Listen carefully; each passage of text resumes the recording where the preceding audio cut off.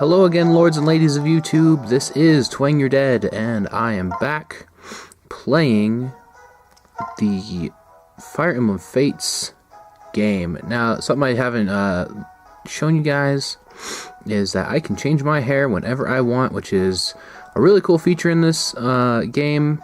I like some of the styles like this. I've actually worn my hair like that before.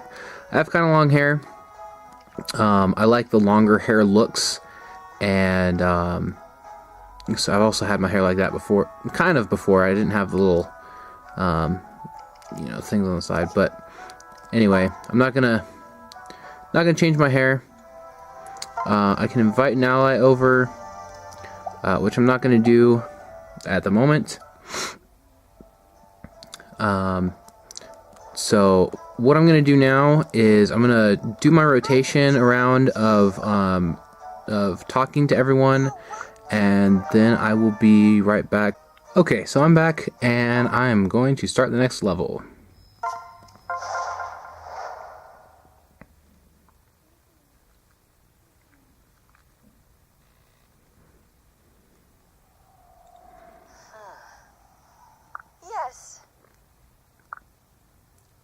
So again, Felicia is a live member of my team that I cannot play. She fell in battle the first time that I got her back, and so she's no longer a playable character simply because of that. I don't know. Yes. Huh? Everything will be fine. Yes. I've been playing around with Silas a lot more. He's actually he's pretty good. You just have to give him a chance, because the first time I played him, I didn't really give him a chance and train him up much, and I ended up not liking him at all. And it was all because I didn't give him a chance. And then I started playing him more, and Silas ends up being a really good character. So definitely, if you play this game, definitely consider Silas. He isn't, I will admit, he's not the best character, but he definitely is a decent, he's a decent character to put on your team.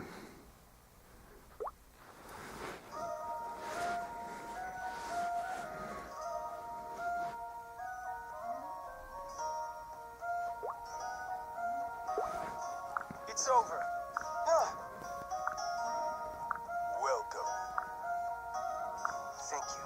So Kilma, I don't believe is a playable character on any level, but because he's on the level where you actually get your capture person, and it's before you can even build a prison, you can't get him on your team anyway.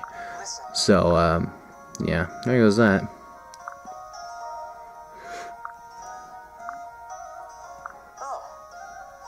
Careful out there. Yeah?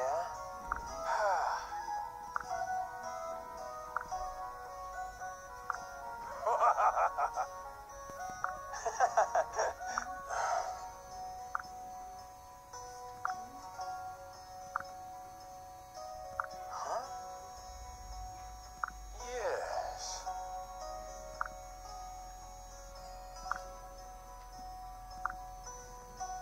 If you'll excuse me. So Kilma isn't the only one who recognizes the fact that you have a legendary sword, and offers help in one form or another, because you have the sword. Elise. So. Whoa! Felicia. No. You know it. Good job, Elise. Huh? I see. Come clear as ice.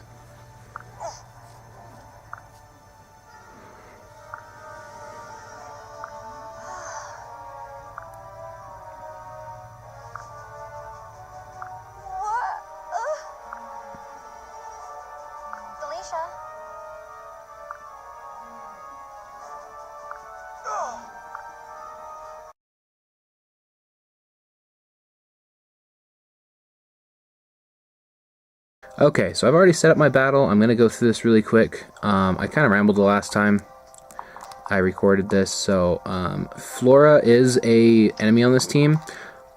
She has a two charged freeze staff.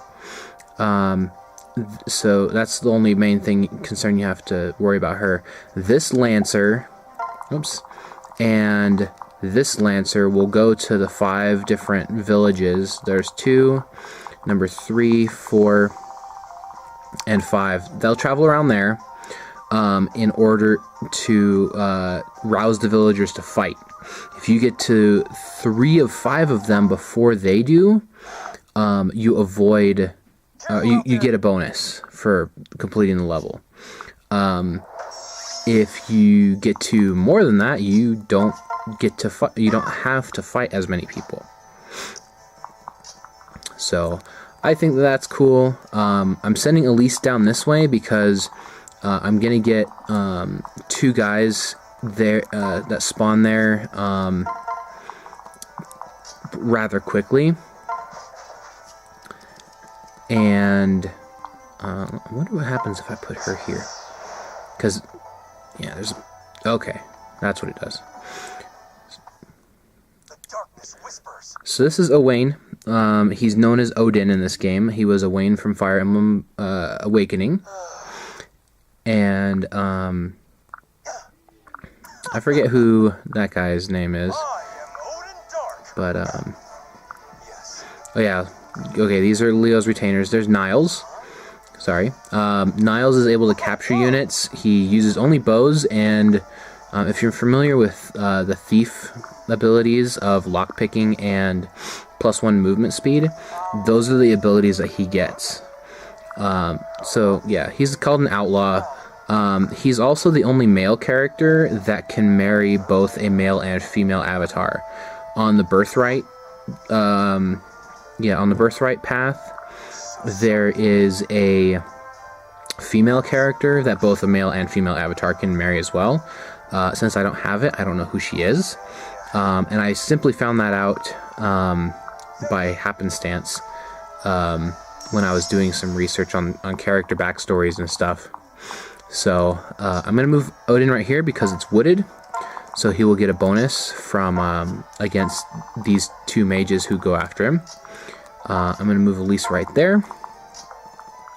Arthur I'm going to shove down here to help. Because none of those guys are going on my permanent team. I'm going to have him... Oh, that's an easy clear. I'll protect you. There we go. It's over.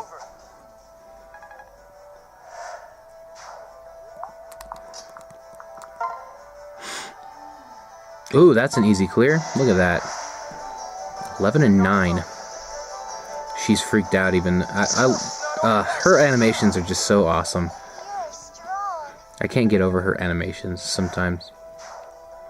So then I'm going to send Twang up here and take out this guy so that he cannot go and kill any more, and warn any more of the villagers that were here to get them, come out and stuff. I did it right. I'm just thankful, highly thankful that that Twang is so fast. And then, that's enough. If both of them hit, that she's gonna take him out. And Effie is just so strong. I'm glad I'm keeping her on my team. One more. I'll return the favor.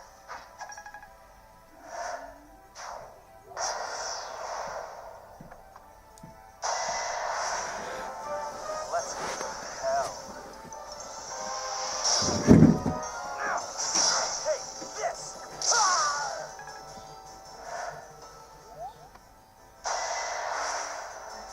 Together we shall prevail.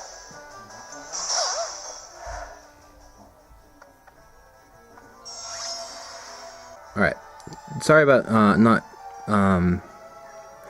saying anything during that last part. I was checking on my daughters,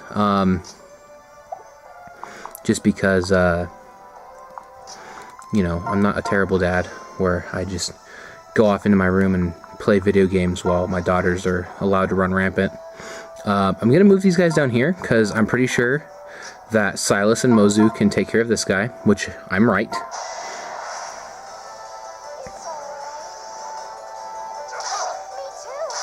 There we go. Thank you.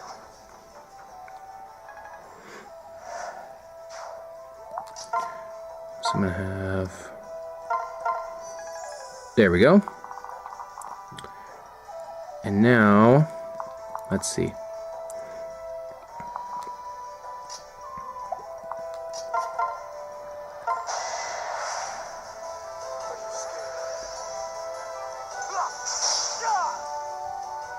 So because what's it called? Owain in the last game of Fire Emblem Awakening, yeah, the only good, yeah, let me say this first. The only good thing about Niles is he has really good resistance. Otherwise he doesn't bring a lot to the table. But Owain in the last game was a mercenary.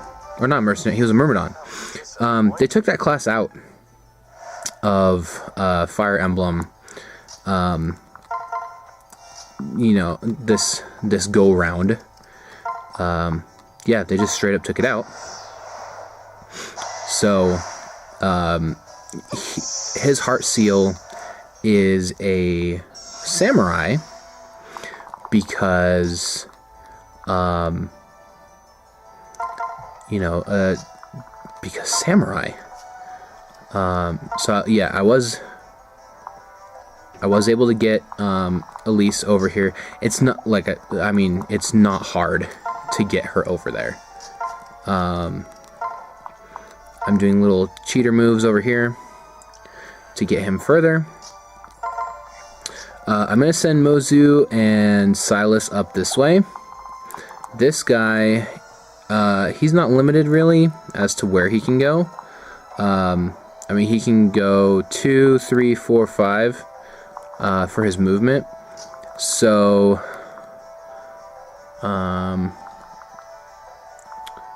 but he can. Let's see. Let me mark this guy. Okay, he has pretty long range.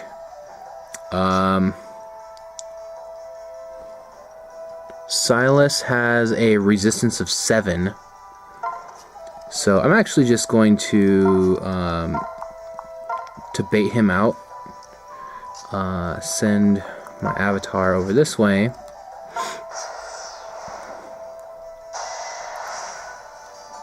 Yeah, and like I said, I don't care that Arthur's getting frozen. He's not a part of my team. My endgame team, I should say. So, he can die for all I care.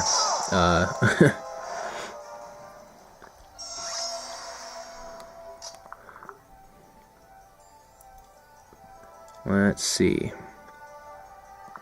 You know what? I don't really care if those guys come after me, because I can, you know, straight up just knock them out. So I'm going to have Niles visit this place, so that doesn't happen. There we go. She has a chance of missing, which is bad. However, she didn't miss, which is good. And it makes this guy easier for Odin to hit. And I know that I'm not planning on keeping Odin for endgame, but oh yeah, sweep. I mean, but I have to, you know, get them upgraded a little bit until all the characters for my endgame are on my team. So, I mean, I'm focusing more on leveling up, you know, the people who are gonna be my endgame, but I can't. So I'm gonna excuse me. No, he's at 20 out of 25. So using a vulnerary would be just wasteful on him. I think Arthur's the last person to move, and he can't move. I feel like I keep moving this slightly, so I'm gonna recenter my screen. And I apologize for that, but we go.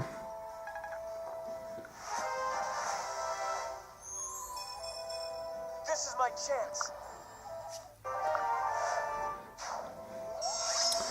I think I explained in the last video. Here, let's do this. Niles is level 8 when he starts off, and Odin is level 5. So, if you're going to train either of them, make sure to focus on Odin and have Niles back him up. Because they are both Leo's retainers, they do have support conversations with each other. Not everyone has support conversations with each other, you know, just because. But yeah, the retainers always will have support conversations with each other. And then Odin and Selena, when you get her, will have support conversations with each other just because they're from the same game. So I'm actually going to train Effie right now because I have been neglecting to do that. She takes no damage from this guy, likely because I have Twang supporting her, and Twang being a Wyvern Rider has high defense and therefore gives defensive stats, more than likely, to who he's defending. So I'm going to just have Arthur chase. I think I've only leveled Arthur up once, if at all. Because I really don't like that guy. So, okay, he is softened so much that Mozu can just take him on by herself. So even though she doesn't want to, and she had a, you know, pretty good chance of hitting, which she did. So then we shelter. And okay, I want to make sure. Okay, yeah, I don't want her getting attacked by that guy. You'll be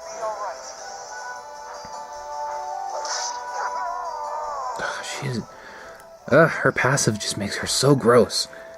Because if she's stronger than I've explained it before. If she's stronger than the opponent by her base strength number, she gets ridiculous amounts, or she gets, you know, extra damage, and just that one fact makes her ridiculous.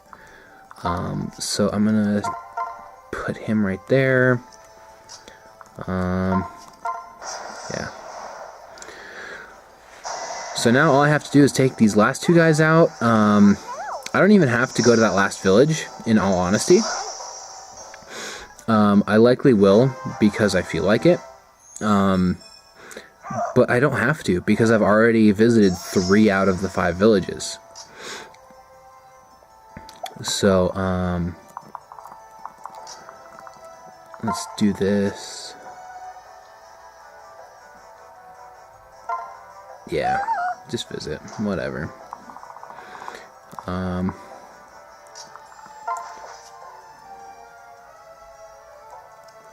Yeah, let's do that, and then... Oh, man. Effie's support damage is enough to take the guy out.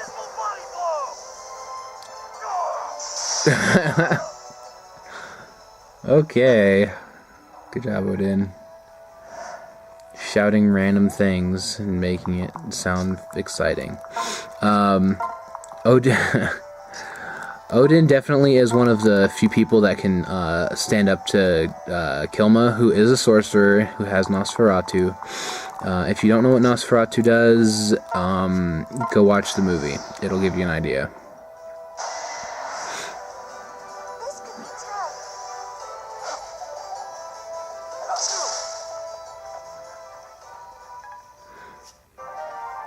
Good job, Silas. I think he was using... Oh, okay, he was using an iron sword. Oh, wow, she's... Okay, I think Silas might be giving her some attack stats because I didn't realize she was that strong yet. Good job, Mozu. Poke him down. Woot. Yeah, once Mozu gets to level 10, it's best just to second seal her, in all honesty. She's at level 5 right now, because she cannot gain experience beyond level 5. Okay, that's fine. Beyond level 5, or sorry, she can't gain weapon experience beyond level C for lances. It's just not programmed into villagers to be able to get weapon level above weapon level C. So he's at a disadvantage, but Elise hasn't moved yet.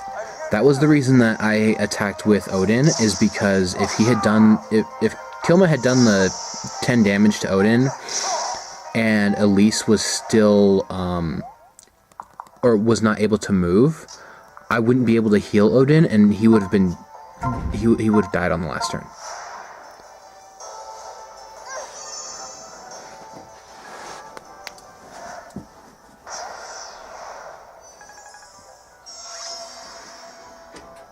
Okay, so Kilma, he just and the enemies on this game are very smart. The reason that Kilma sat there and healed without attacking is because he knew that he would get killed in the counterattack. So the enemies on this game have self-preservation, which I think is a really interesting mechanic. It just brings a whole new dynamic to the game, because if you don't knock a unit out, it's not going to just like bully its way towards you and attack you and give its life for ire or whatever. It's going to back off to one of the healers on the field and get healed up, because they programmed to be like real people would be. Oh, I'm not dead yet, but I'm really close. I need to go heal. Hey, healer, can you heal me? Cool, I'm healed up now. Let's go, fight some more. It just adds a huge layer of difficulty to the game if you don't, completely just demolish anyone in your way. But at the same time, it's an interesting, it's a very interesting concept to the game. In Fire Emblem Awakening, the only thing that you were fighting were undead, essentially. You fought a lot of Risen, and you could expect them to just, come at you with no self-preservation, because they're undead. But even the live people had that same, that very same, concept of, I'm giving my life for my king, I'm gonna attack. They had no self-preservation. They also didn't have as many healers in that game on any of the levels, and those that did all had psychic staffs, so the fighters could just have that fight attitude and have their healers heal them when and stay out of danger. But yeah, there was a lot less healers in the game. I'm not going to do it on this round. I think I've said this before. I'm not going to do it on this round, but you can get Flora on your team. The way to do it is there's a defensive item for your castle called a Fire Orb, which during a defense mission your mage can use. And you get the Fire Orb and you level it up to level 3, and then you beat a level and Flora will join your team.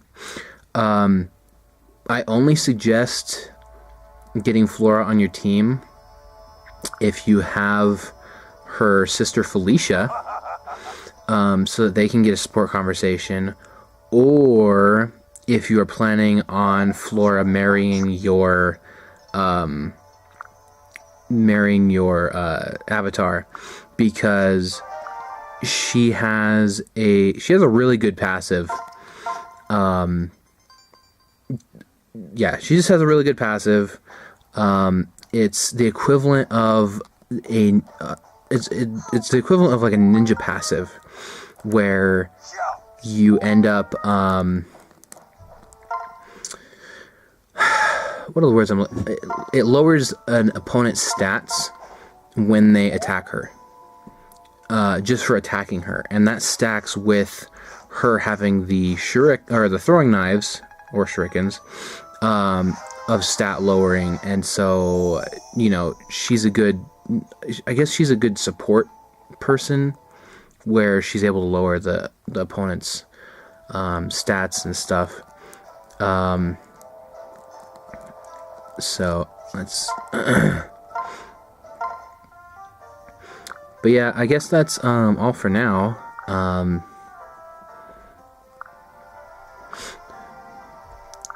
So I'll leave these support conversation things in. I'm not going to be talking anymore after I'm done talking. I'll just have the support conversations and a save, and that'll be the end of the video.